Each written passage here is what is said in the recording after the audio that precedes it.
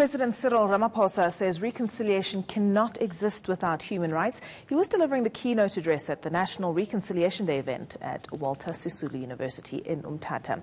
eNCA's Sandy McCowen is there, and Sandy joins us now. Sandy, welcome, and thanks for sweating it out in the heat over there. President Cyril Ramaphosa made some really salient points. What were the main takeaways that the crowd seemed to respond to strongly? Yeah, the main theme that we heard today was that you can't have reconciliation when there isn't equality. He was talking about how land reform, if they speed up land reform, it'll go a long way in reconciling this country. He was saying that there is land for everyone in this country, and he was saying that it has to speed up. Land reform has to speed up in order to get reconciliation in this country.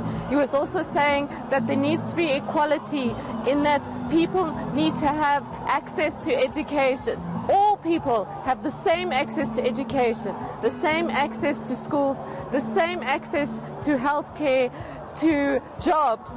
He was particularly talking about jobs, saying that there are 10 million people in this country who are unemployed, and the government is working around the clock trying to create jobs for these 10 million people so that they can support their own families and be equal to those who have jobs in this country.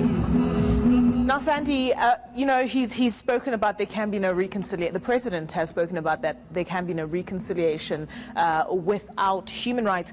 There are, obviously, you've touched on the fact that there are certain things that are within the government's ambit of control.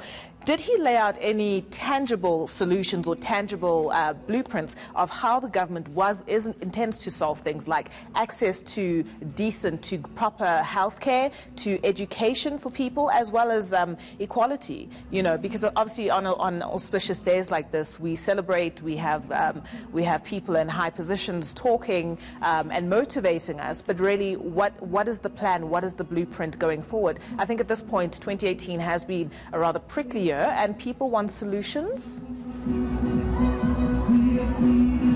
The party is really getting loud here, and unfortunately I wasn't able to make out your entire question. But what the president was saying was that racist and racism in this country must be condemned with the harshest terms.